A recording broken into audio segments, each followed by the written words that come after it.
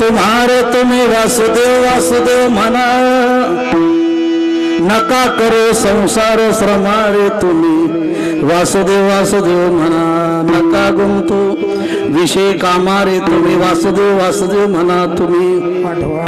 आठवा मधुसूदना रे तुम्ही वासुदेव वासुदेव म्हणा. नरदेह दुर्लभ जाना शतवर्षाची गणना तयामध्ये दुःख यातना तुम्ही.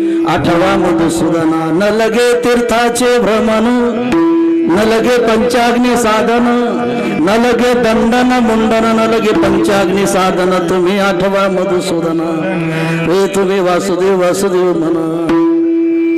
हेच माझी विनवली जोडविया करदेवी शरण एका जनार्दने तुम्ही वासुदेव म्हणा अनुदिने. तुम्ही आठवा मधुसूदना रे तुम्ही वासुदेव वासुदेव म्हणा. विठाला विठाला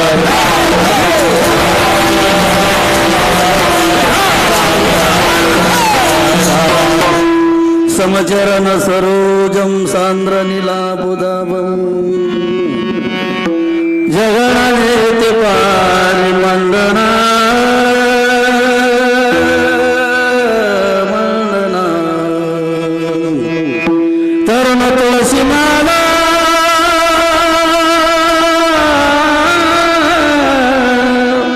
कंदर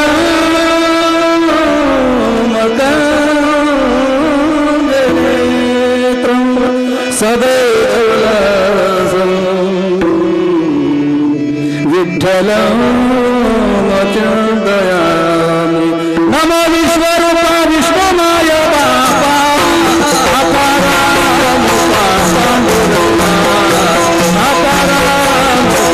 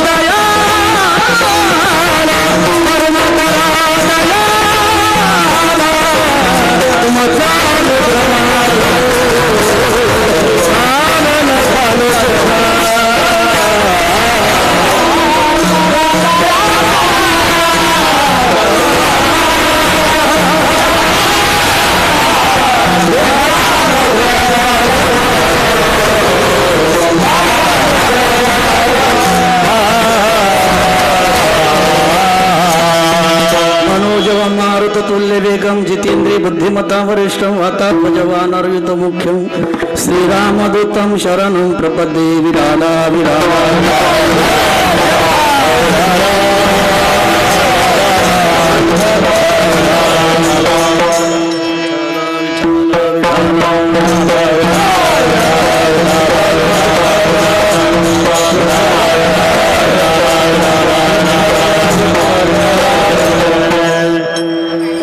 करजोड़नी विनवतो तुम्हारे,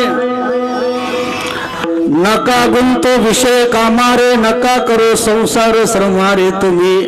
आठवा मधुसूदना रे तुम्ही वासुदेव वासुदेव म्हणा. प्रस्तुत कीर्तन रूपी सेवेसाठी निवडलेला अभंग वासुदेव प्रकरणातील आणि पैठण क्षेत्रातील ज्यांचं पैठणमध्ये वास्तव्य आहेत, जन्म झालेला आहेत, अधिष्ठान पैठण ज्यांचं आहेत अशा पैठण क्षेत्रामध्ये वास्तव्य करणारे अर्थात परमात्म्यालाही त्या ठिकाणी 36 वर्षे राबवणारे असे संत श्रेष्ठ, संत श्रीमंत आणि संत श्री एकनाथ महाराज यांचा अत्यंत महत्वाच्या सकाळच्या भजनातील असलेला हा वासुदेव. सकाळचं भजन जरी असेल, वासुदेव असेल, तर याच्यातून बोध नाथ महाराज या देहा संबंधाने करतात. उपदेश प्रकरणातील जे अभंग असतात त्या उपदेशामध्ये जीवाचं हित साधल्या जाईल. जीव हा देवाशी विन्मुख असताना तो सन्मुख कसा होईल हा हेतू साधू संतांचा कोणत्याही अवस्थेमध्ये संत असू द्या, कोणत्याही स्थितीमध्ये असू द्या, कोणत्याही बोधावर असू द्या, कोणत्याही जातीत असू द्या, पण त्यांचा सांगण्याचा अट्टास एवढाच असतो की जीवाने देवाची भक्ती करावी आणि जन्माला आलेल्या जीवनाचं खऱ्यापणे सार्थक करून घ्यावे, हेच सर्व संतांचं सांगणं असतं. त्यामध्ये आजचे नाथ महाराज हे विठाला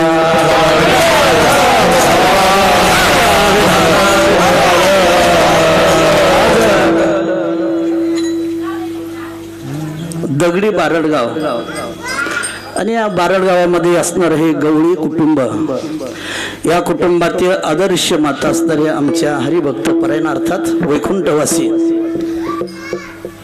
कैलासवासी वैजंताबाई सोपानराव गवळी यांना जाऊन वर्ष झाले आणि वर्षाच्या काठी जे काही जीवाच्या संबंधाने कृतज्ञता बाळगावी लागते, जीवाला, मुलाला, स्वैर्या धायऱ्याला, सर्वाला गेलेल्या जीवाबद्दल जे काही बोलावं लागतं, जे राहावं लागतं, ज्या भावना व्यक्त कराव्या लागतात, तर त्यातला हा आजचा महत्वाचा कार्यक्रम आहे. त्याला वर्ष श्राद्ध म्हणतात.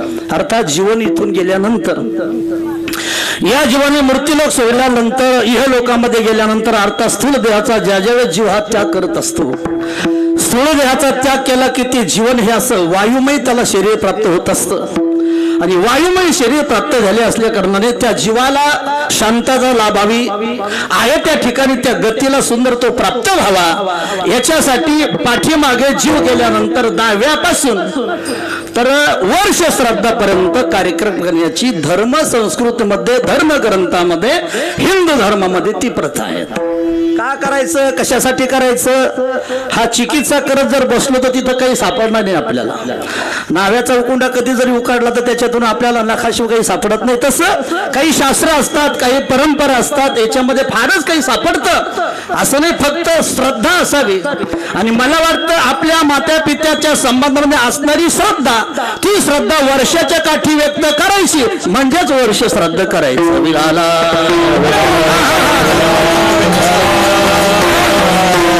याचे कारण आहेत, शास्त्रामध्ये दिलेले आहेत. गरुड पुराण त्याच्यामध्ये स्वतंत्र आहेत.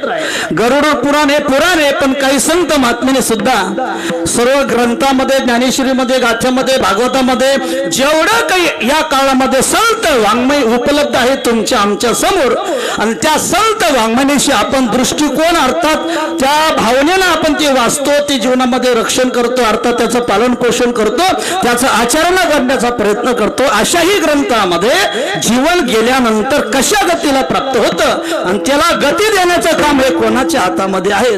तर भागवतकार सांगतात, पुत्र केल्या भगवत भक्ती आप्त उद्धरती माता पितरे. पुत्राने जर भगवत भक्ती केली, वर्ष श्राद्ध केलं, हरिचिंतन केलं, हरिकीर्तन केलं, अन्नदान केलं, वस्त्रदान केलं, तर पुत्राच्या हातामध्ये असतं आपले माता पितर, अर्थात ते पितर गतीला प्राप्त झाल्यानंतर, कारण जीवात्मा गेला की ते पितर गतीला जात असतात. पितर गतीला गेल्यानंतर पितराला वर्षातनं 3 वेळाला त्या घरामध्ये येण्याचा अधिकार आहे. कीर्तन ऐकतात सर्व, सकाळची वेळ आहे, पोहे खाऊन आला असाल, असं काही चेहऱ्यावरती फारच आळशासारखं करू नका. कीर्तन म्हटल्यानंतर गुलाबाच्या फुलासारखी चेहरे ठेवून कीर्तन ऐकायचं असतं. आम्ही तुमच्याकडं पाहिलं, आम्हाला असं वाटतं इथं काय काय सांगावं असं वाटलं पाहिजे, नाही तर आम्ही तुमच्याकडे पाहावं आणि तुम्ही आपलं खाली त्या सतरांच्या द्वाऱ्या तोडत राहावं, याला उपयोग नसतो. कीर्तन म्हणजे तरी अवधान एक वेळा द्यायची, असं अवधानयुक्त श्रोत्याने श्रवण जर केलं आणि आपल्या भावना डोळ्या वाट, चेहऱ्या वाट जर दाखवल्या तर मायबाप सोपा मला वाटतं निवृत्तीनाथ सोपान काका मुक्ताबाई समोर होते म्हणून अलौकिक असा ज्ञानेश्वरी सारखा ग्रंथ बाहेर पडला. असा जगामध्ये त्या ग्रंथाला तोड नाही असा ग्रंथ बाहेर पडण्यासाठी काय असे कशी श्रुती बसली असते का त्या ठिकाणी. काय ते अर्जुन श्रोता आहेत, काय श्रोते असतील म्हणा, काय जनक राजे श्रोते आहेत, काय परीक्षिती श्रोता आहेत. बापरे, त्या श्रोत्याबद्दल म्हणा 7 दिवसामध्ये मोक्ष मिळवायचा साधी गोष्ट नाही, 18 दिवसामध्ये अख्खी गीता कळून घ्यायची आणि आपल्या स्वकर्माला प्रवृत्त व्हायचं साधी गोष्ट नाही. याला श्रवण म्हटलं जातं. एक पाय अग्नीमध्ये जळतं तरी श्रवण सोडल्या जात नाही. जनकाचं उदाहरण आहे. विडाला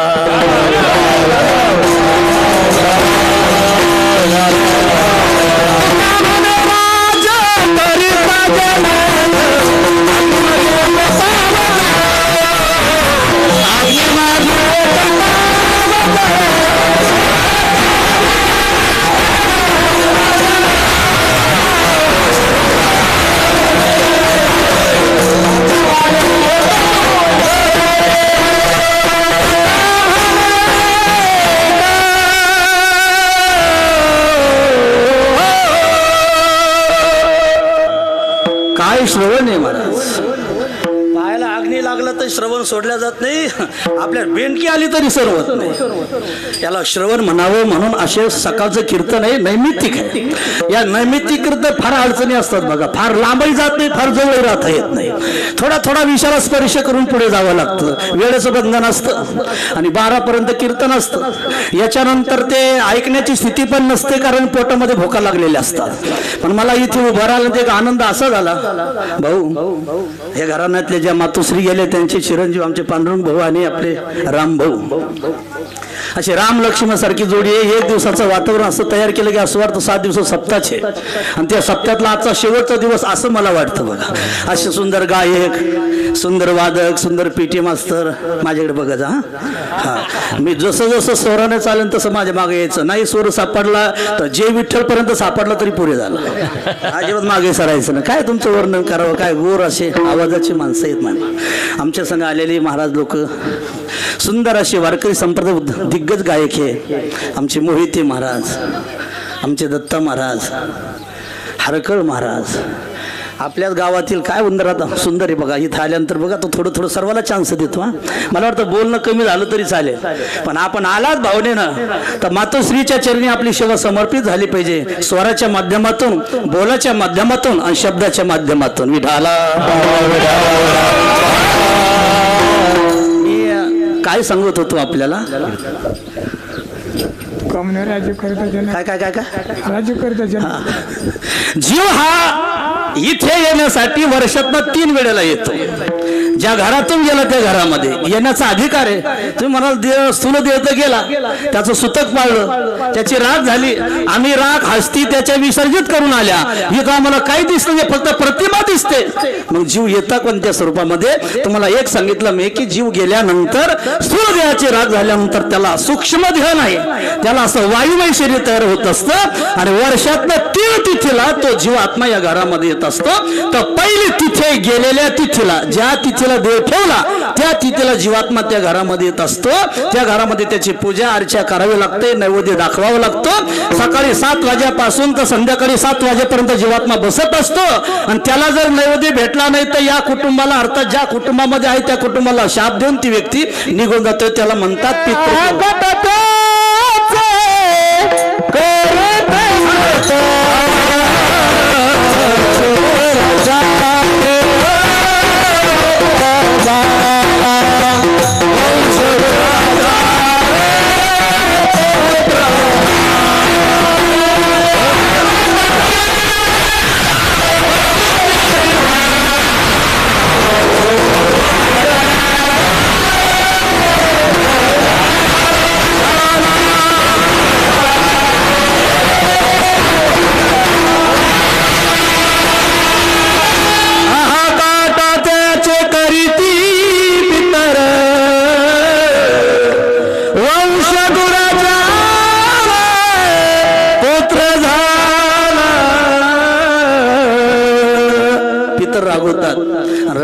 पितर शाब्दात त्याला म्हणतात पितरांचा कोप झाला नाशिकला जा. मुलं न होणं, लग्न न होणं, झालेली मुलं न जगणं हा पितराचा कोप असतो. सांगायचा हेतू असा आहे, गेलेल्या तिथीला जीवात्मा येत असतो. दुसरी तिथी पितृपक्षामध्ये गेलेले पितर येत असतात आणि अक्षय तृतीला गेलेले पितर येत असतात. तुम्हाला पडतं का? अक्षय तृतीला पूजा करतो की नाही आपण? तुम्ही करता, आपल्या भागात माहित नाही. पितृपक्षामध्ये पित्राला जीव घालतो की नाही? दुसऱ्याची त्याला आणायचं, त्याचे पाय धुवायचे, त्याला पांढरा गंध लावायचा, त्याला ताट पुजायचं, त्याच्या ताटाचं दर्शन घ्यायचं, वरती जायचं आणि घास फेकायचा. घास फेकलेला स्लापुरा पडतो, पण ताटात वाढलेलं अन्न जीवात्मा खात असतो आणि आपले पितर हे सद्गतीला प्राप्त होऊन ते आशीर्वाद देत असतात.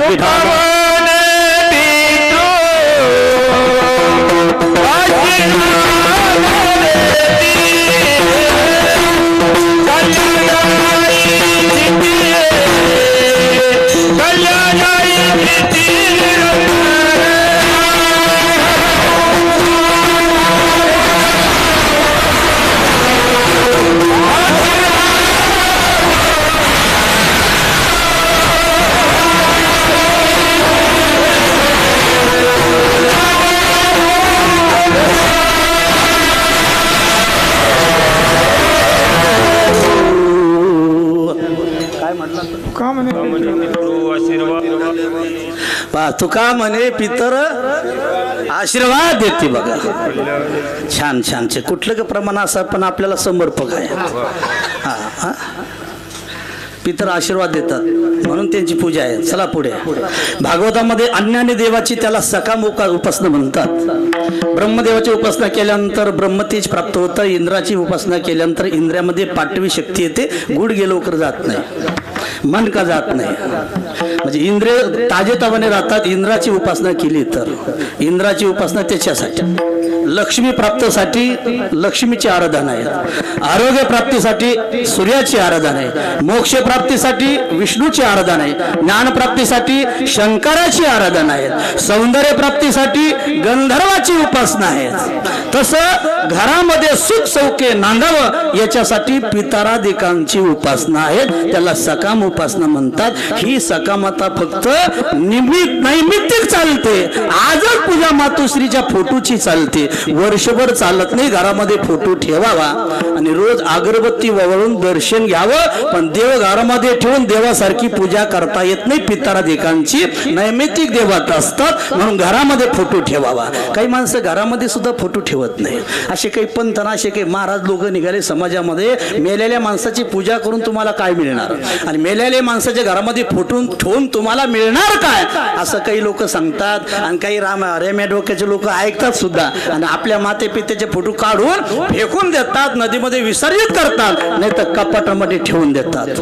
नका ठेवू म्हणतात त्यांचे फोटो. ऐका, ऐकणारे सांगणारे, सांगण्याला ते माझ्या पुढे नाही पण ऐकणारे आपल्या पुढे आहेत. मला वाटतं त्यांचे फोटो जर तुमच्या घरामध्ये नको असं वाटत असेल तर त्यांनी कमवलेली जमीन खायचा तुमचा अधिकार नाही, त्याने बांधून दिलेलं घर त्याच्यामध्ये राहण्याचा अधिकार नाही. फोटो फेकून द्या वाटत असेल तर मग जमीन कोणाला तरी देऊन टाका, सोडून द्या, घर सोडून द्या, रानातून कुठेतरी राहा जर ते तुम्हाला लागत नसतील तर. ज्या अर्थी त्यांची तुम्हाला जमीन चालते, घर चालते, करून दिलेली बायको तिच्या संग संसार करता येतो, जोडून दिलेले सोयरे धायरे त्यांच्याशी संबंध ठेवता येतो आणि फक्त फोटो चालत नाही.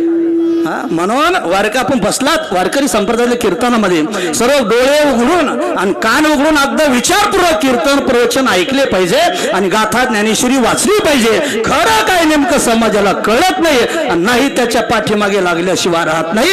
कोणाच्याही पाठीमागे लागू नका. जीवनामध्ये आल्यानंतर काहीही करू नका. काही न करणं आणि काय करणं याचाच विचार आज करायचा आहे. विठाला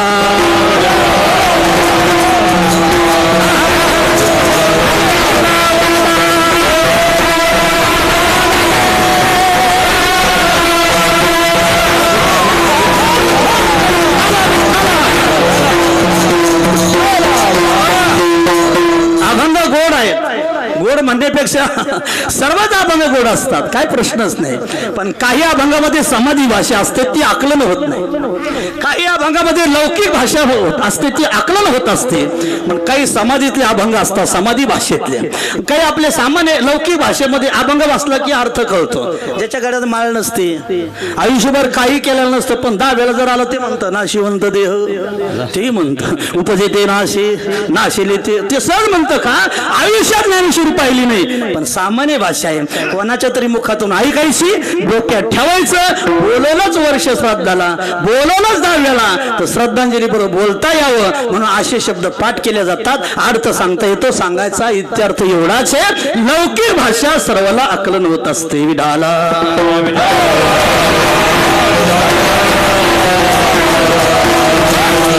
काही समाधी भाषा असते, त्या अवस्थेत गेल्याशिवाय ते अभंग आकलन होत नाही. समाधी भाषा असते म्हणजे त्या बोधावर गेल्यानंतर अभंगाची रचना केलेली आहे. आम्हा घरी गाय दुभत आहे, ती गाय कशी दुधते, कशी दूध देते, दूध कसं जगामध्ये मावत नाही, हे समाधीतले अभंग आहेत. आणि एक सामान्य म्हणजे खेळीचे अभंग म्हणतात त्याला. मला वाटतं खेळ मांडीला वाळवंटी गाय. आता हे खेळीचे जे अभंग आहे ते समाधीमध्ये गेल्यावर म्हणत असतात का? ऐकतात का तुम्ही? काहीच ऐकत नाही. हे नाचणं कुदणं गायनाचे उडी आपुलिया छंदे मनाच्या आनंदे आवडीने विडाला विडाला गायनाचे उडे आपुलिया छंदे गायनाचे उडे आपुलिया छंदे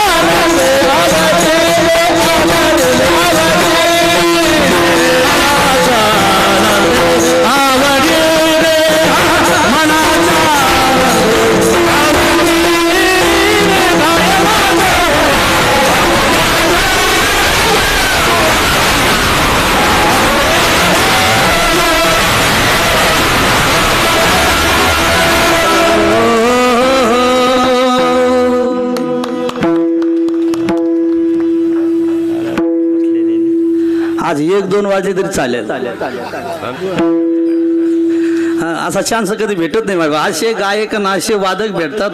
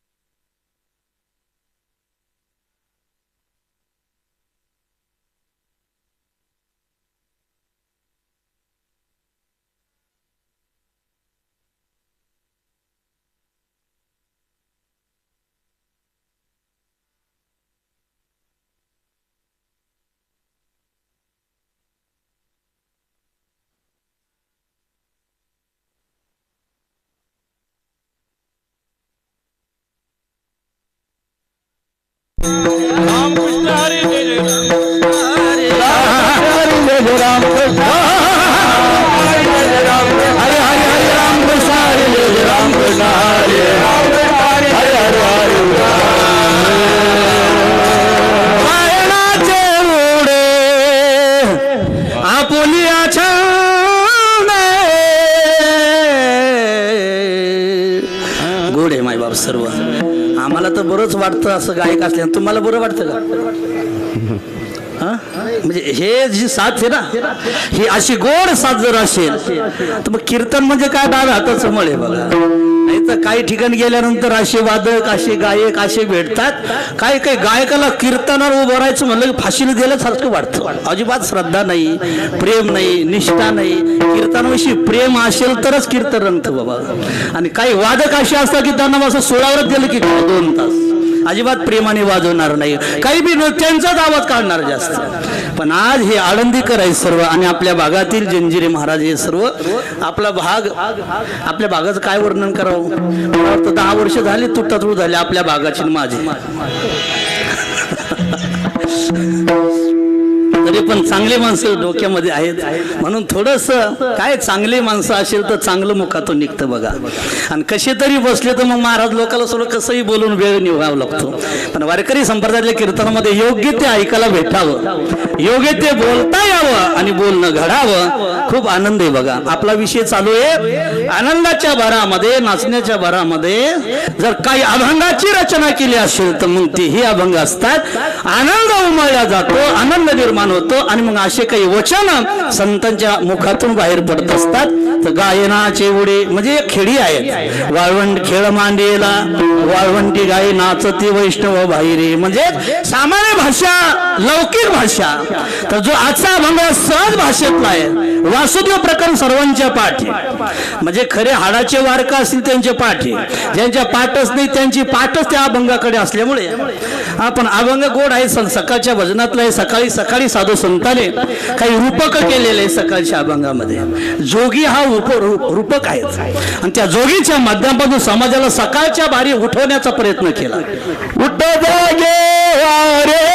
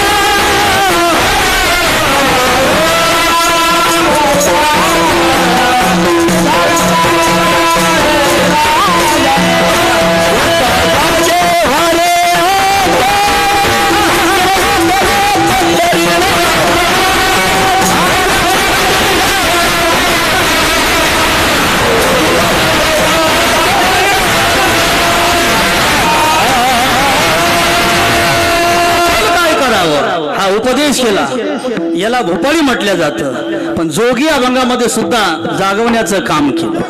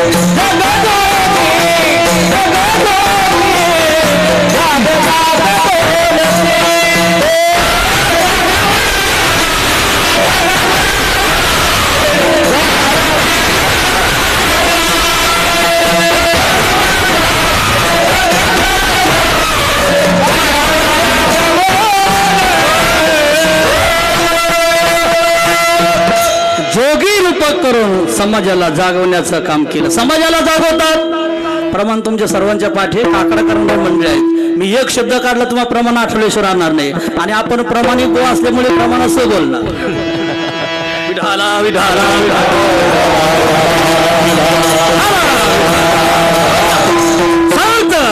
जाग करण्याचं काम करतात. का जाग करण्यासाठी आले म्हणून जागवतात.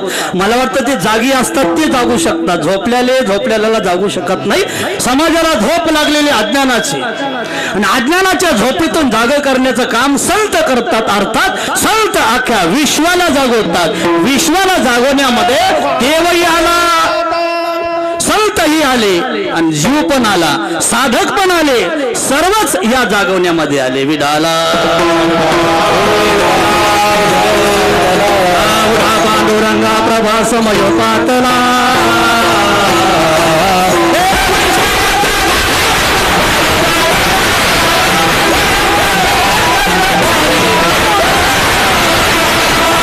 रंगा आता दर्शन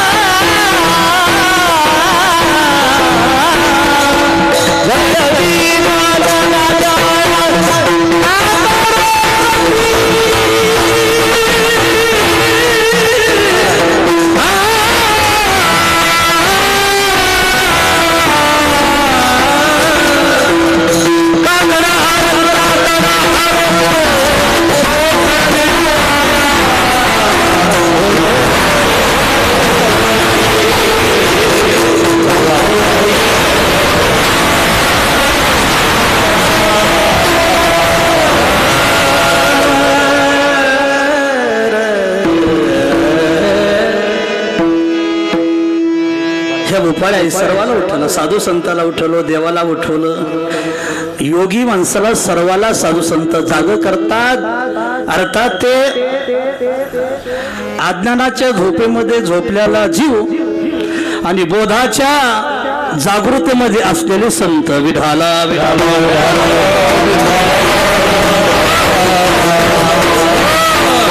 दिला मज सांगते मार्ग दावेला नीट बोध संत देतात. म्हणून बोधाची जागृती संत देतात आणि अज्ञानाच्या जागृतीतून संत जगाला जाग करण्याचं काम करत असतात. संत जाग करण्यासाठी येत असतात.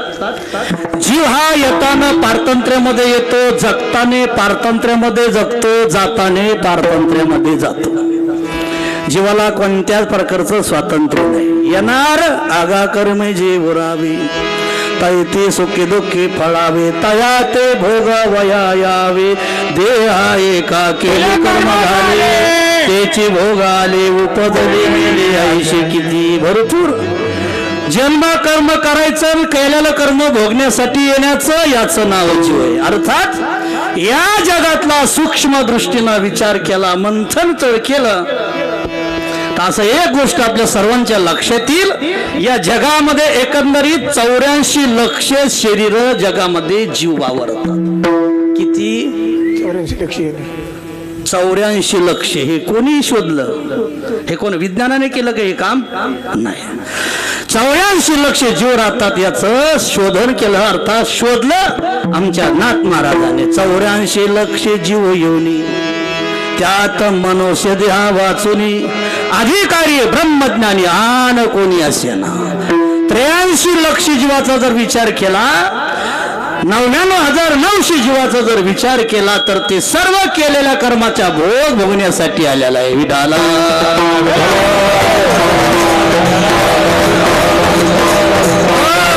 केलं की भोगायचंच. बघा कसंही असू द्या, वाईट असू द्या,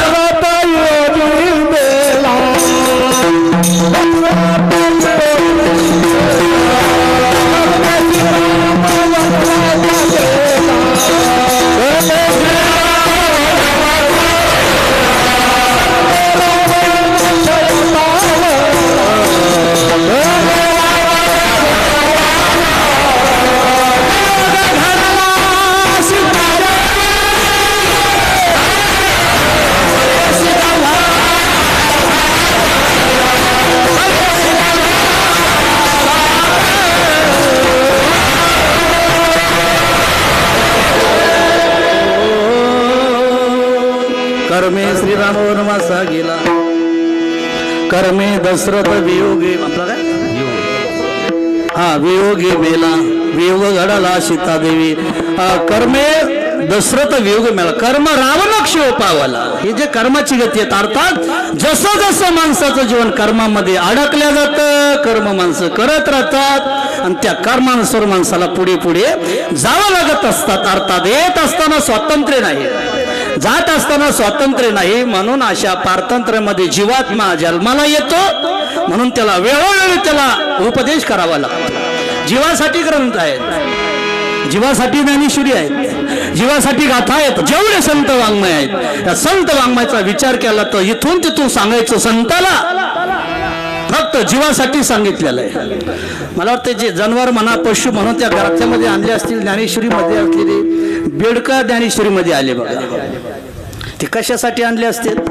त्यांचा गौरव म्हणून नाही, यांना मोठेपणा यावं म्हणून नाही का. कमलकंदानी दरदुरी नांद नको एकीची घरी, परिपराग शिवजे ब्रह्मरेवाची खुली चोरे. बेडका आणलंच त्या तिथे, पण कशासाठी आणलं? बेडकाला बरं वाटत म्हणून. विंचू आणला, पाल आणली, साप आणले.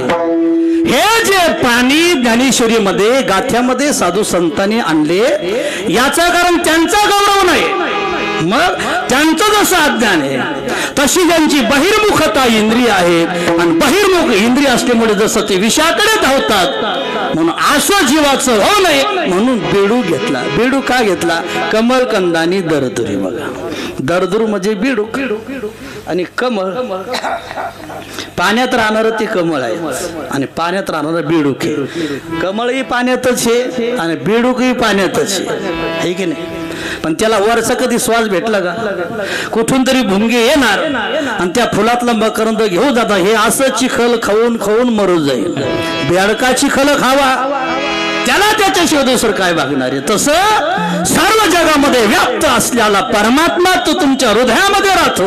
हृदयामध्ये असताना आपला दृष्टिकोन विषयाकडेच असल्यामुळे तैसा हृदयामध्ये मी राम असता सरसुखाचा आराम, की भ्रांताशी काम विषयावरील भ्रांत माणसाचा दृष्टिकोन हा काम विषयाकडे असल्यामुळे आपल्या देहाला आल्याचं सार्थ करता येत नाही. विडाला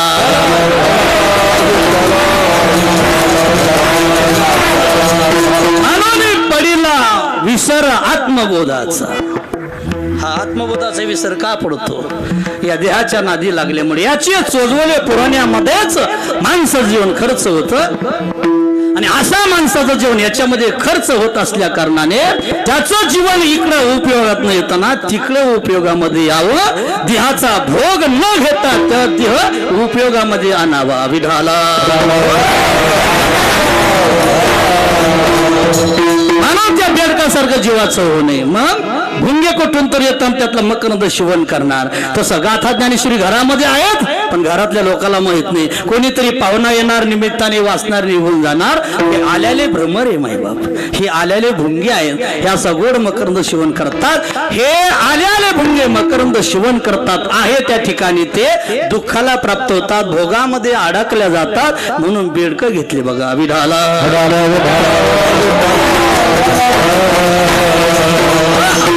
याचा अर्थ आपण जीवन पारतंत्र्यामध्ये जगतो. त्याच्या उलट असं एक जीवन स्वातंत्र्यामध्ये येत असतं, स्वातंत्र्यामध्ये राहत असतं, स्वातंत्र्यामध्ये जात असतं. संताला येण्यामध्ये स्वातंत्र्य राजा. हा यायचं कसं, कुठे यायचं, केव्हा यायचं? जे जे झाले अवतार तुका त्यांच्याबरोबर देव संत देव आला की संत आल्याशिवाय कोणतं की रूप होईना 26 अवतारामध्ये संत देवा बरोबर आहे. विढाला विढाला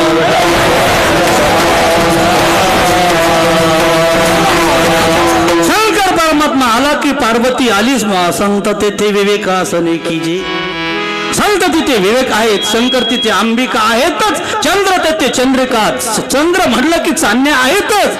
लक्ष्मी देवाला कधी सोडला नाही. आपली सावली आपल्याला सोडून राहू शकत नाही, तसं देवाची लक्ष्मी त्याला सोडून राहू शकत नाही. प्रत्येक अवतारातला विचार करायला वेळ नाही माझ्याकडे आपल्याकडे, पण प्रत्येक अवतारामध्ये लक्ष्मी आहेतच. ब्रह्मचारी अवतार आहे देवाचे. काही वामन अवतार ब्रह्मचार्याचा आहे, हनुमंताचा ब्रह्मचार्याचा अवतार, दत्तात्रयाचा ब्रह्मचार्याचा अवतार आहे. मग तुम्ही असं डोकं लावायला बसल्या बसल्या महाराज तुम्ही म्हणतात विष्णूचं लग्न झालं लक्ष्मी आली, पांडुरंगाबरोबर रुक्मिणी आली, रामाबरोबर सीता आली, हे मान्य आहे मला. पण ब्रह्मचारी जीवनामध्ये लक्ष्मी कुठे त्या ठिकाणी दाखवा.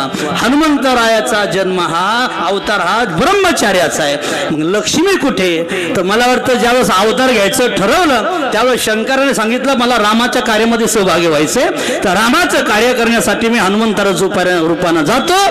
पार्वती सांगितलं मी पण येणार तुमच्या बरोबर. तिथं ब्रह्मचारी आश्रमामध्ये राहायचे, तिथं तुझं काही काम नाही, तू इथं जमणार नाही. नाही म्हणली येते. पार्वतीचा हट्ट म्हणून, बायकोचा हट्ट म्हणून ती आली. तर मग ती पार्वती शेपटीच्या रूपाने राहिली. म्हणजे हनुमंतराय भगवान शंकर आणि ती शेपटी आपला पार्वती शेपटीच्या रूपामध्ये. दत्ताच्या अवतारामध्ये गाय म्हणजे लक्ष्मी आहे बघा. छत्र आहे वामन अवतारामध्ये छत्राच्या रूपाने लक्ष्मी आहे. विढाला विढाला देवाला कधी कोणी सोडून राहत नाही का? स्वातंत्र्य आहे त्याला, येण्यामध्ये स्वातंत्र्यता आहे. त्याला आणावं लागतं. संत स्वतंत्र येतात. आम्ही येणार आम्ही जाणार, घेईन मी जन्म यासाठी देवा तुझी चरण सेवा साधावया.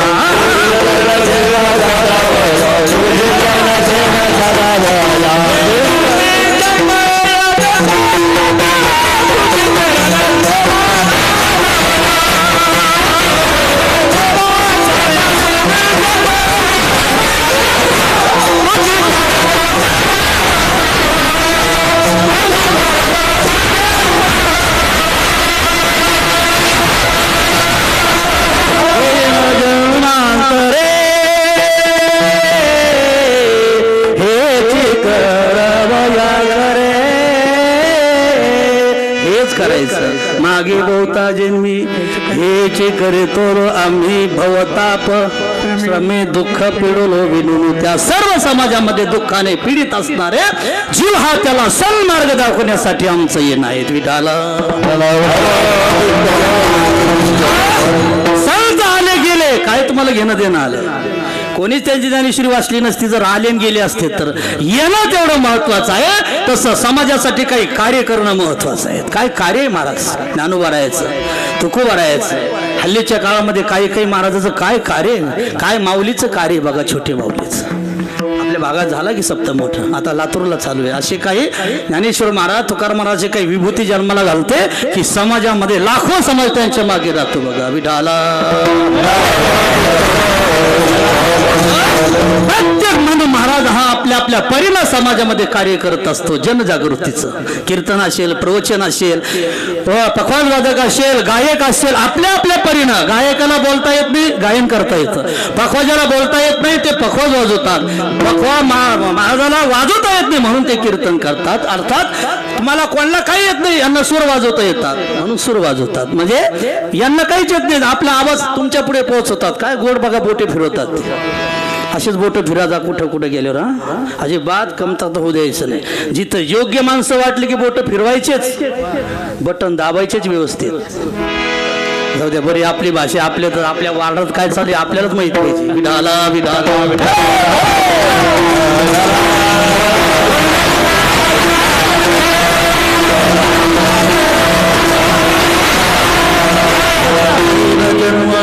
म्हणजे आले गेले नाही तुमच्यासाठी ज्ञानेश्वरी करून ठेवले आपल्यासाठी गाथा करून ठेवला म्हणून त्यांचा आज बीज उत्सव आहे त्यांची षष्ठी आहेत समाधी सोहळा आहेत का समाजासाठी आले थांबले नाही तर तुमच्यावर जगावर उपकार करून गेले. विठाला विठाला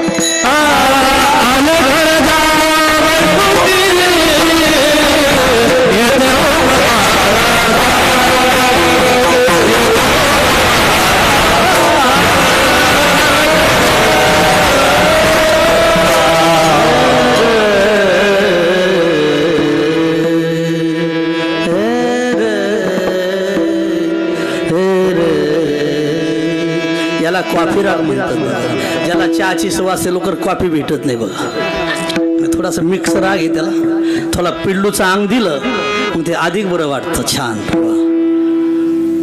उपकार करण्यासाठी आले, इथे उपकारासाठी आलं घर जा वैकुंठी, सर्व संत इथे आले, त्यामध्ये नाथ महाराज सर्वच. पण नाथ महाराज वैशिष्ट्य आहे वारकरी संप्रदायामध्ये की 36 वर्षे देवाने त्यांच्या घरी काम केलं, आणि जेवढं नाथ महाराजचं वाङ्मय आहे तेवढं कोणत्या संताचं नाही. भागवत वाचा, रामायण वाचा, म्हणजे पहा, नाही वाचता आलं तर पण रामायण, भारूड आहेत, रुक्मिणी स्वयंवर आहेत, भरपूर ग्रंथ नाथ महाराजांनी लिहिलेले आहेत. त्याच्यामध्ये एक वासुदेव प्रकरण आहे. ते वासुदेवामध्ये आल्यानंतर मग समाजाला उद्देशून सकाळच्या वेळेला, ते वासुदेव माहिती आहे आपल्याला कसा असतो, आता ते फिरत नाही, येत नाही, सर्व भाग वेगळा झालेला आहे. पण पूर्वीच्या काळामध्ये सकाळी सकाळी वासुदेव यायचा, छोटासा टाळ हातामध्ये असायचा, आणि मंदिराला जसं शिखर असतं तसं टोप असायचं, त्याला कवड्या लावलेल्या काय ते अंगारका घातलेला, असा गोड सकाळच्या वासुदेव आला रे, वासुदेव आला, वासुदेव आला रे, वासुदेव आला, असा प्रकार सकाळी सकाळी करायचा. पण ते त्या काळामध्ये निष्कामता होती. आता वासुदेव येतात पण सकाम भावनेने येतात, म्हणजे काहीतरी द्यावं म्हणून. मग झोळी असते, त्याच्यामध्ये धान्य म्हणा काहीतरी. आता धान्य पण येत नाही, आता काय पैसा मारो परमेश्वर, आता सर्वाला कशाची गरज आहे, पैशाची. पण तो काळ होता वेगळा वेगळा, त्या काळामध्ये अनेक सोंग डोंग असायचे.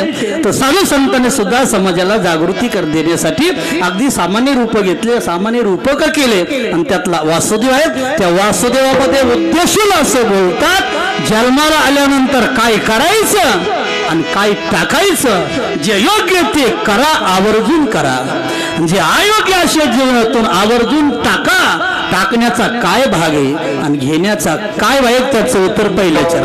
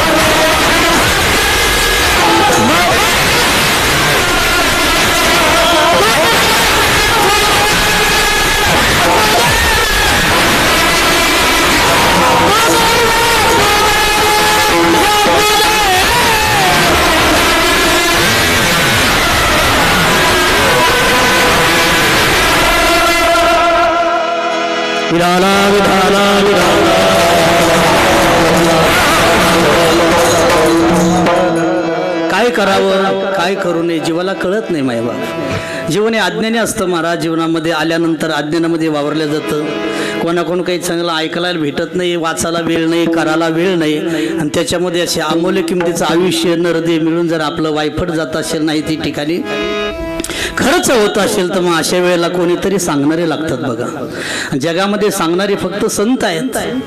जीवाच्या हिताचा जवळचा मार्ग, मोक्षाचा मार्ग हे कोण सांगू शकतं आपल्याला? जे अगदी जिव्हाळ्याने या ठिकाणी आलेले ते सांगू शकतात. दुसरं जगामध्ये आपल्याला मित्र सांगू शकत नाही. पुढे जाऊन सांगायचं ठरलं तर घरातले लोक जरी सांगू किती सांगणार, आणि घरातल्या लोकांचं कोण ऐकतं? पण साधू संत सांगण्यासाठी आले, आणि मला वाटतं समाज त्यांचं ऐकतोय. त्याही काळात ऐकलंय, आताही ऐकतो. त्या काळामध्ये लांबच्या लोकांनी ऐकलं, जवळच्या लोकांनी ऐकलं नाही हो. जवळ भरपूर लोक होते पण नाही ऐकलं. तुकाराम महाराजांचं देवगाळातल्या लोकांनी कुठे ऐकलं? नाथ महाराजांचं पैठण क्षेत्रातल्या लोकांनी ऐकलं नाही.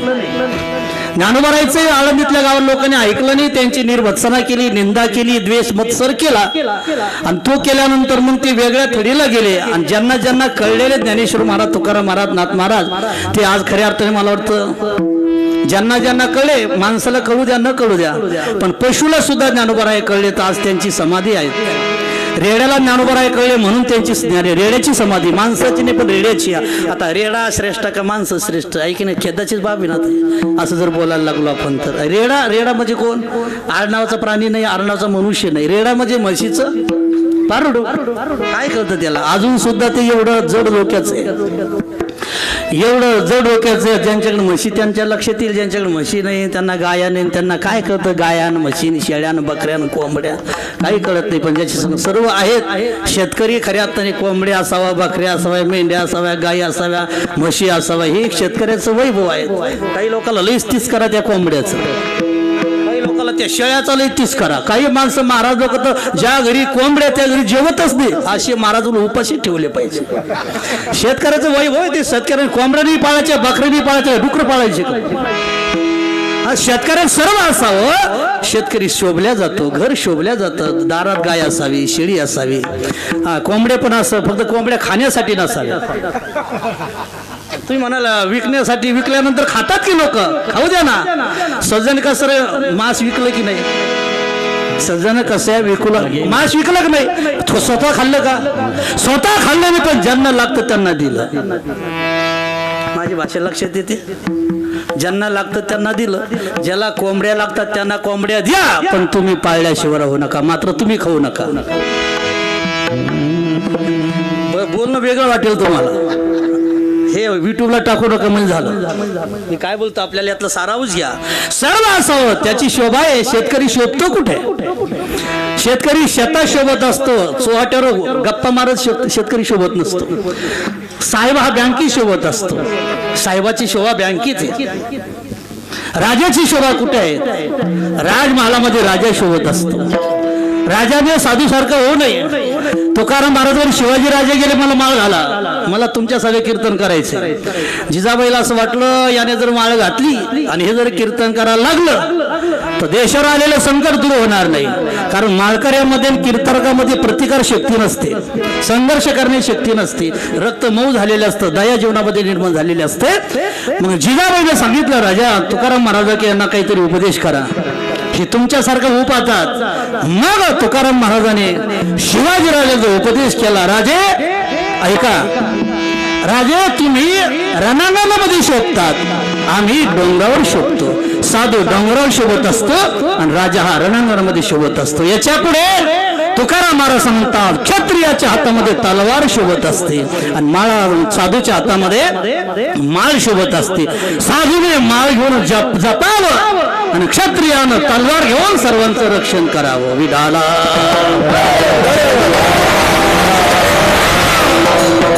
कारण की क्षत्रियाचं सर्व करण्यामध्ये, रक्षण करण्यामध्ये त्याचं तप आहे.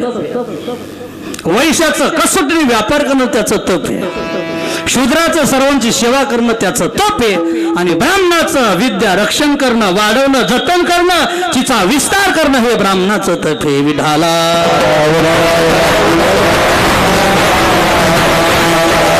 त्या ठिकाणी ते माणसं शोभत असतात. आपली शोभा वाढावी, शेतकऱ्याची शोभा वाढावी, याच्यासाठी शेतीमध्ये जेवढं लागतं तेवढं त्याच्याकडे असावं. त्याचा तिरस्कार कोणी सुद्धा करू नये. वैभव विठाला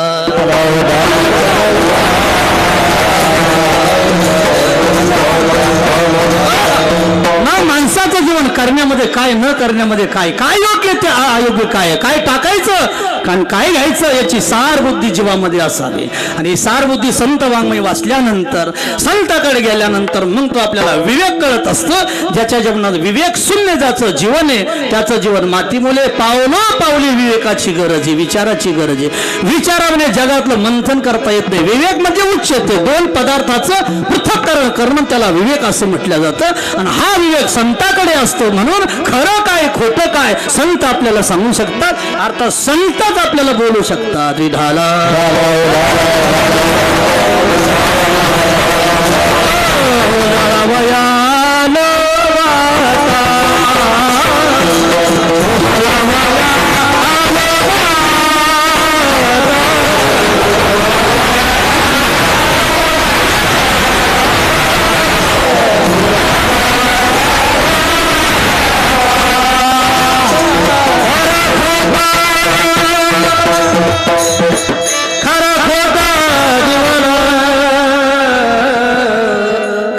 सांगण्याचं संत आहे, मंथन करण्याचं संत आहे. त्यांना कळतं जगामध्ये सार काय असर काय.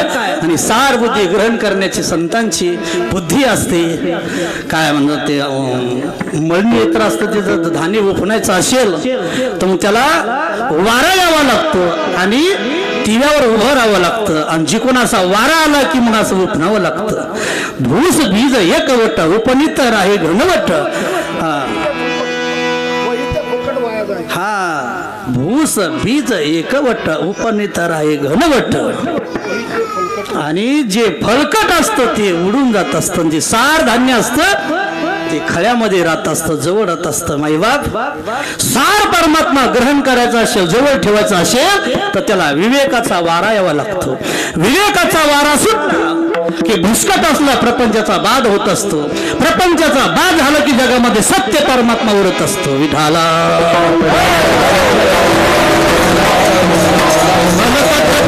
संसार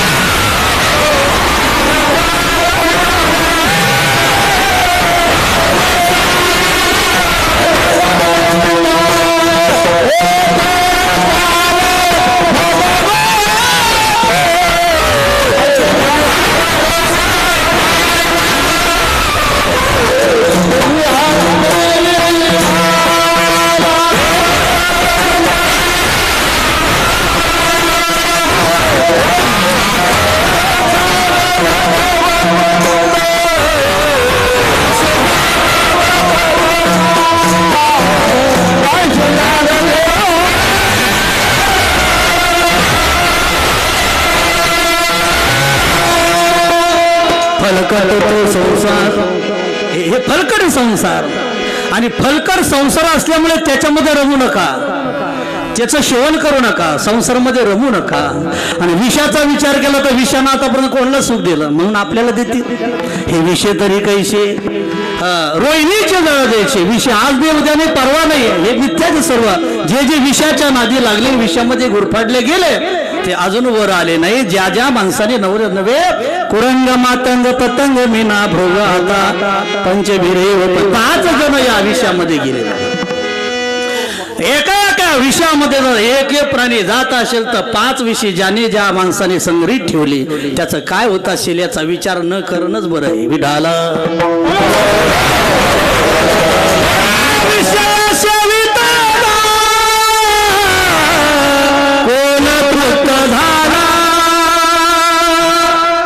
कोण तृप्त झाला.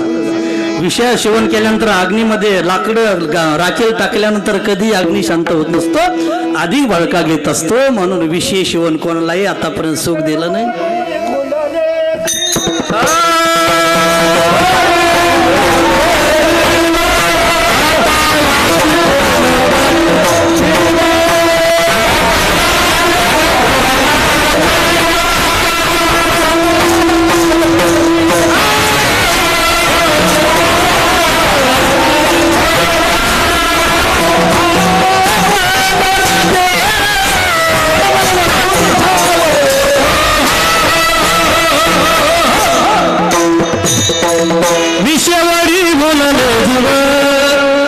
तयाचे कोण करेल किव उपजे नारायणी भाव पावने धावा नरदेहा विषयावरी बोलले जीव विषामध्ये बोललेला जीवाची कोणला दया येत नाही कोणीच किव करत नाही असतात त्याच्यामध्ये मरतो जीवन त्याच्यामध्ये जाऊ नये म्हणून नका करू विषय नका गुंतो विषय कामारे नका करू संसार श्रमा काही बालिकेमध्ये नका करू संसार श्रमा अगोदर काही मालिकेमध्ये नका गुंतू विषय काम हे अगोदर ते मागं असं पुढे असं आपण सरळ करून घ्यायचं कीर्तनाला फार काही लोक लई डोके लावतात कुठं हे असं करण्यामध्ये जीवन जातं संत वाङ्मयाची चिकित्सा करण्यामध्ये जीवन बर्बाद करू नये संत वाङ्मय भावनेचा विषय नाही संत वाङ्मयाची भावना लागते हो श्रद्धा लागते प्रेम लागते पण काय केलंच त्याच्यामध्ये असं घोटून असं कान तसं कान हे मागे झालं ते महाराजांच्याच पाठ नाही लागले असं करायला म्हणजे नाही तिथं डोकं लावतात म्हणून चिकित्सा कोणत्या गोष्टी परमार्थामध्ये भावना प्रधान असते क्षेत्रामध्ये गेल्यानंतर आपल्याला गंध लावतात काही लोक आहे की नाही आपण लावून घेतो बिचार माळकरी लावून घेतात बिना माळकरी लावून घेतात खरा नियम असा आहे स्वतःला गंध लावायचं स्वतःच उघडावून स्वतःच लावावा असा नियम आहे आता जे गंध लावतात आपल्याला ते गंधाचा पैसा घेतात दारू पितात संध्याकाळी आणि दारूच्या माणसाच्या हाताने आपण गंध लावतो तिथं गिंदी श्रेष्ठ ठरत असे बघा हे आळंदीतले आमचे उदाहरण समोर दिवसभर ते गंध लावतात पोरं काय आणि संध्याकाळी पाव घाटावर तो पेलेले पडलेले असतात इकडं ते डबं ते गंधाचं पडलेलं आणि हे इकडे पडलेलं अरे राम राम राम असे लोक गंध लावतात म्हणजे त्या ठिकाणी कोण लावतं कसं लावतं पण माणसं भावनिक असतात कोणासं कुंडली कसंही गंध लावून घेतात देवाला व्हायचा हार हा स्वतः तयार करावून तो व्हावा देवाला म्हणण्याचे मंत्र स्वतः तयार करून म्हणावे ते आपल्या हातात नाही पण संतांनी मंत्र दिले संतांनी अभंग दिले ते वाचावून देवाची पूजा करावी तसे स्वतःच गंध उघडावा ना आपण लावावा इथं भावना प्रधान आहे विडाला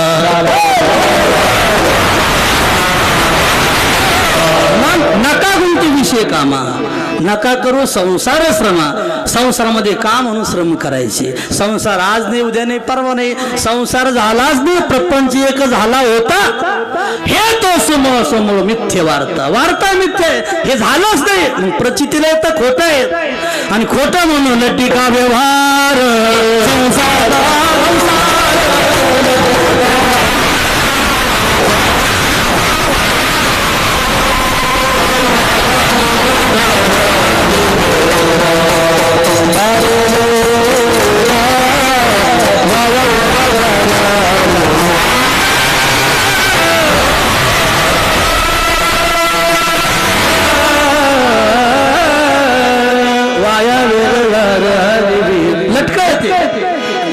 म्हणून तो खोटा सांगितलं ऐका सर्वांनी ऐका साधू संतांनी त्याचं फळ सांगितलं त्याचं स्वरूप सांगितलं संसार काय तो दुःखरूप हे सांगितलं पण फळना चुंबिता फळना तुरुंबिता त्याला आज नाही उद्या नाही कधी फळ मिळत नसतं संसाराचं स्वरूप जसं देवाचं स्वरूप सांगितलं तसं संसाराचं स्वरूप सांगितलं आहे कसं हे सांगितलं पण त्यात मिळतं काय हे सांगितलं नाही कोणालाच आतापर्यंत मिळालेलं नाही म्हणून नका करू संसार श्रमा काय करा तुम्ही आठवा मधुसूदन हा परमात्मा आहे त्याचे अनंत नाव आहे त्या अनंत नावामध्ये एक मधुसूदन त्याचं नाव आहे आणि हे जर कोणी घेत नसेल तर महाराज बोलता कर जोडोनी विनवितो तुम्ही वासुदेव म्हणा असे हात जोडले पाया पडले माई बाप काय गंमत आहे राजे ऐका संतांनी आपल्या पाया पडावं किती आपले पाय श्रेष्ठ असतील ऐकतात का तुम्ही किती पाय श्रेष्ठ कोणी कोणाचं पाय पडावं मोठ्यानं लहान्याचं पडावं का लहान्यानं मोठ्याचं पडावं पेटी मास्तर लहान्यानं मोठ्याच्या पाया पडावं का मोठ्या माणसाने लहान्याच्या पाया पडावं लहान्यानं मुलाने बापाच्या पडावं का बापाने मुलाच्या हा ते बोलून घ्या पहिलं त्याच्यामध्ये नंतर आपण बोलू काय म्हटलं तर आपण मुलाने बापाच्या पडावं का बापाने मुलाच्या पडावं बायकोनं नवऱ्याच्या पडावं का नवऱ्यानं बायकोच्या पडावं हा छान छान छान काय गंमत आहे वा छान हा ऐका बरोबर आहे त्यांचं चुकी थोडे बोलले तुम्ही हसायला लागले तुम्ही का हसायला काय झालं बरोबर बोललात तुम्ही मुलाने बापाच्याच पाया पडावं हा नियम आहे पण त्या बापावर असा प्रसंग येतो एक वेळेला तो म्हणतो बाळ्या तुझ्या पाया पडतो पण चौकात तरी पिऊ नको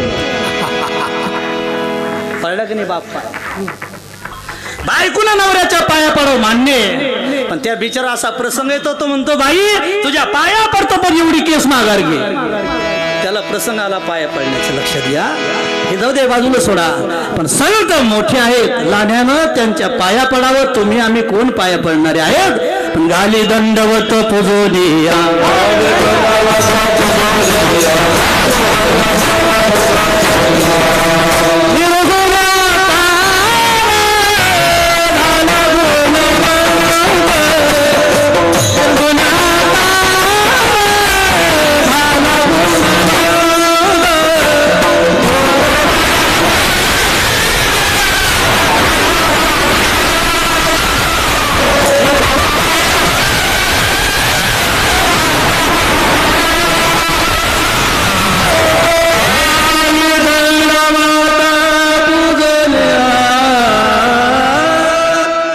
पूजा करतो दंडोत घालतो मायबा साधू संतांना म्हणून ते मोठ्या जगामध्ये म्हणून ते विनंती करतात काय विनंती करण्याची आपण तेवढी योग्यतेची नाही सर्वांनी परमर्थ करा म्हणून हाता पाय पडून सांगितलं बघा तुमच्या पाया पडून विनवितो तुम्हाला लागून या पाया विनवितो तुम्हाला करी टाळी बोला मुखीना गातो श्रोते आणि पाहते चतुर विनोदी दुष्यती सोमवारे पुरण ज्ञाते या सकळाते विनवारी करा विठ्ठल स्मरण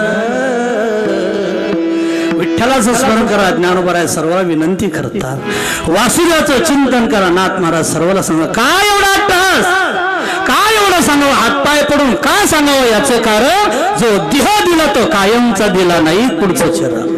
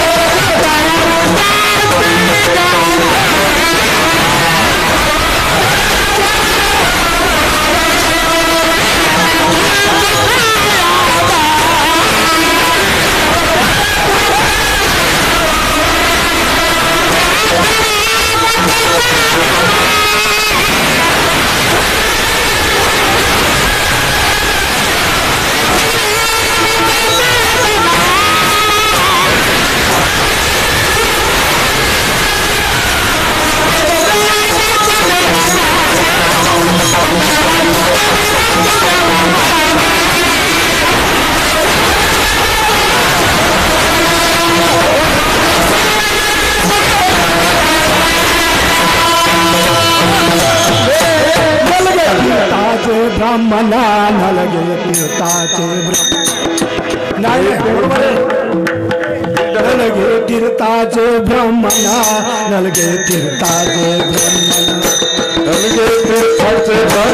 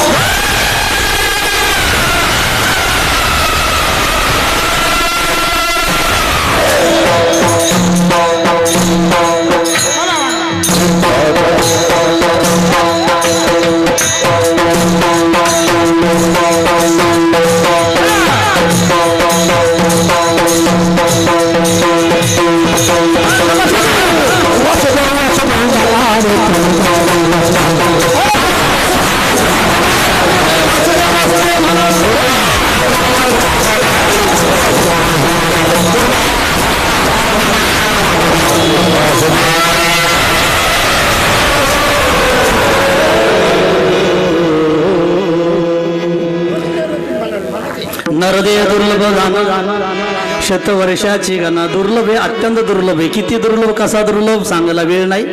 बायको मिळेल, मित्र मिळेल, पैसा मिळेल, पण नरदेह परत मिळणार नाही. देला अत्यंत दुर्लभ असणारा देला अत्यंत क्षणिक असणारा देला, जो दिला तो अत्यंत महत्वाचा दिला. देहासारखा महत्वाचा ध्येय जगात नाही. जे साध्य नाही ते साध्य देहामध्ये करता येतं बघा. जे नाही देवाची होईल म्हणते ते होते.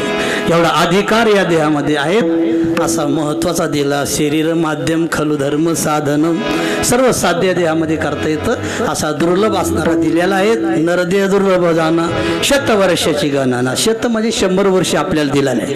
त्याच्यामध्ये रोग आहेत, दुःख आहेत, 12 भानगडी त्याच्यामध्ये आहेत. काही ते वजनात उरले ते पाहिजे तसं विचार केला काही मिळत नाही.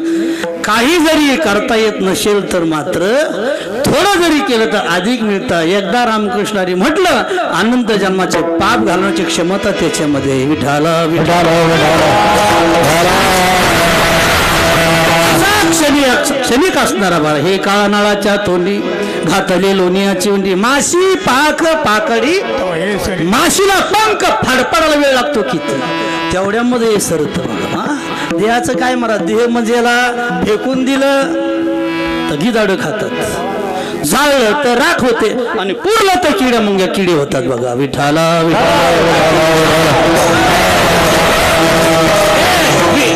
विपाय आगीत पडे का भस्म होडी उडे, झाले स्वारपरी तरी ते विष्टामाई बाबा. पण या चुकी दोन्हीची कुमजाक देहाचा केवळ पूर्णच राखच होते बघा.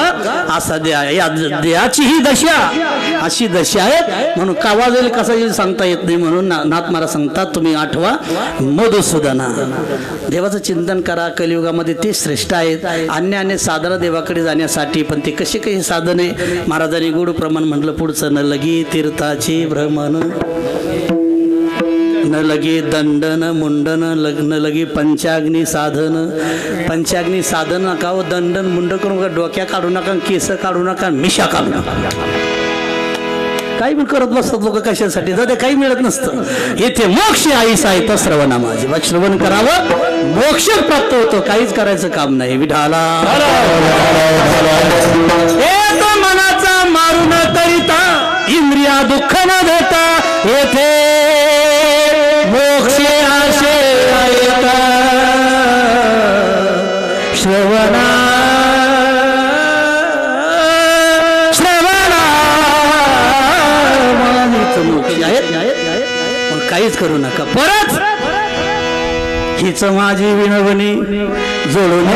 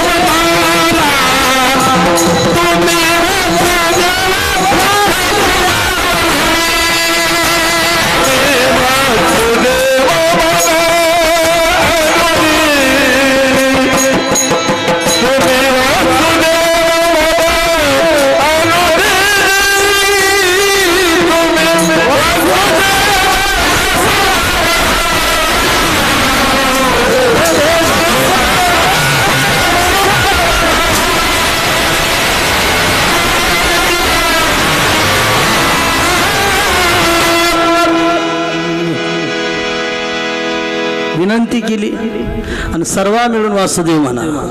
वासुदेव काय, रामकृष्ण हरे काय, विठोबा रखुमा काय, एकच आहे. धरी येली सोंगे येणे अवघे पांडुरंग, तसे अनंत नावापैकी वासुदेव आहेत, अनंत नावापैकी पांडुरंग आहेत, अनंत नावामध्ये विठ्ठल आहेत, रामकृष्ण आहे, कृष्ण आहे, सर्व त्याचे नाव आहेत. फक्त एक नावाचा परंपरागत विठ्ठलाचा नावाचा जय जयकार करा. विठोबा रखुमा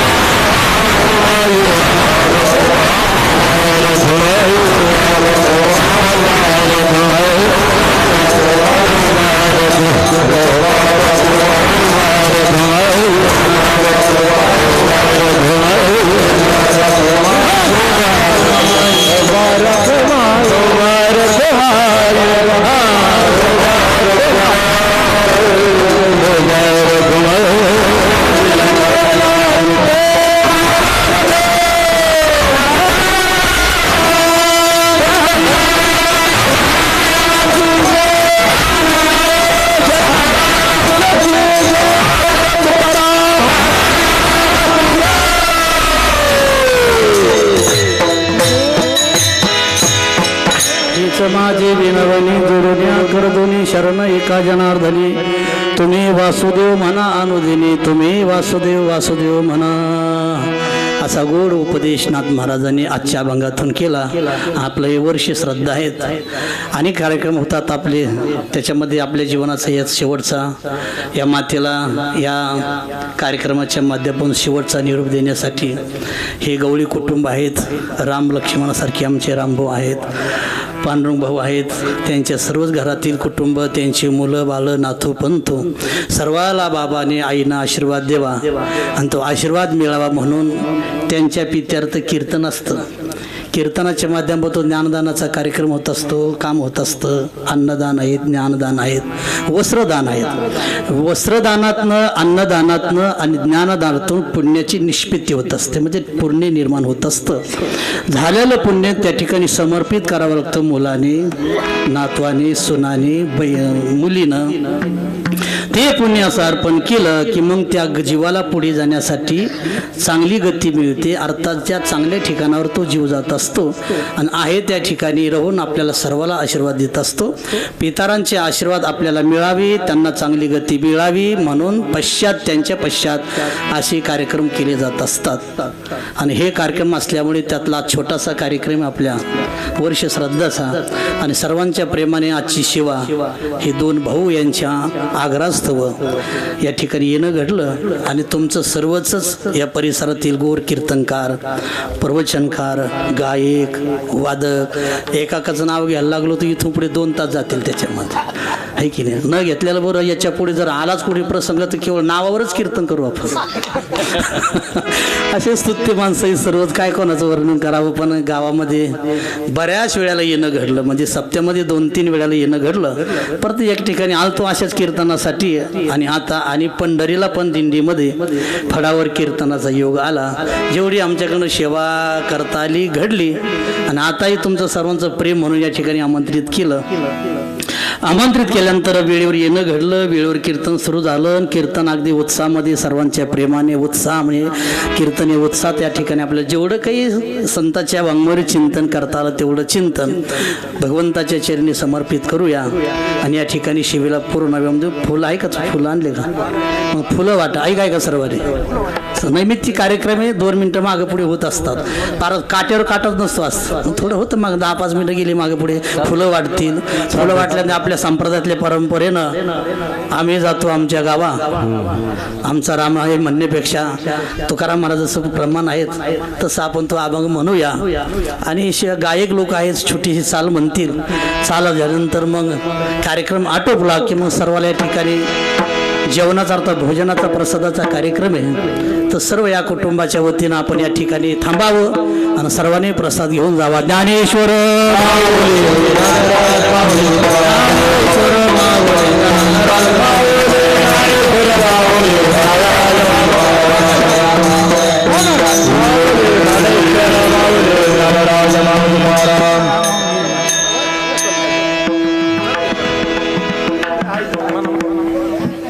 Oh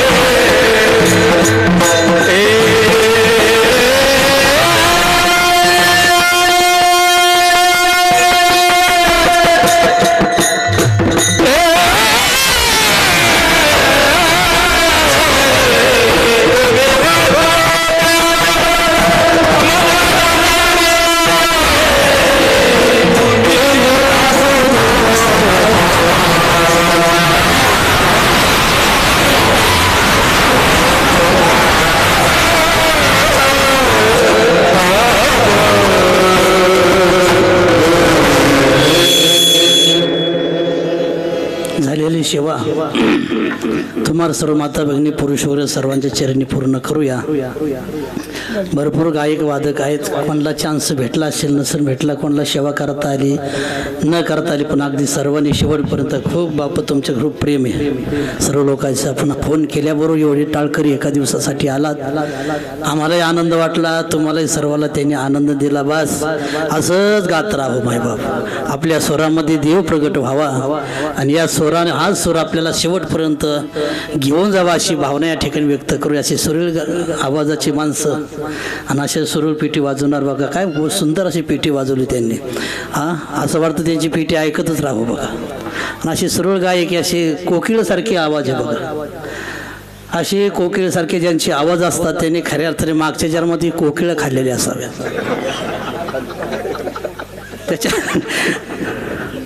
त्याच्याशिवाय आवाज निघत नाही. काय असं सुंदर असं ते मला आठवलेच नाही, ते म्हणलं प्रमाण म्हणतात, पण काय आवाज त्यांना पहिली चाल दिली असती आपण, आता पण आपल्याला ते माहीत नाही. आता आलाच प्रसंग तर पहिली चाल त्यांना असे गोडे सर्वच काय विचारायलाच नको माय भाव. मग महाराज कोणाचा सूरच लागत नाही त्यांचं काय, ज्याने कोकिळे खाल्ले त्यांचे गोड आवाज लागतात, सूरच लागत नाही कोंबड्या खातात म्हणून. असा गोड आवाज आहे. असं सर्वांना खूप आनंद वाटला बोलण्यामध्ये झालेलं चिंत परत तुमच्या सर्वांच्या चरणी व्यक्त करूया, पूर्ण करूया. तुकाराम महाराजाचा अशा प्रसंगाचे प्रसंग अभंग आहेत. वैकुंठाला जात असताना सर्वाला निरूप घेतला महाराजाने, आम्ही जातो तुम्ही कृपा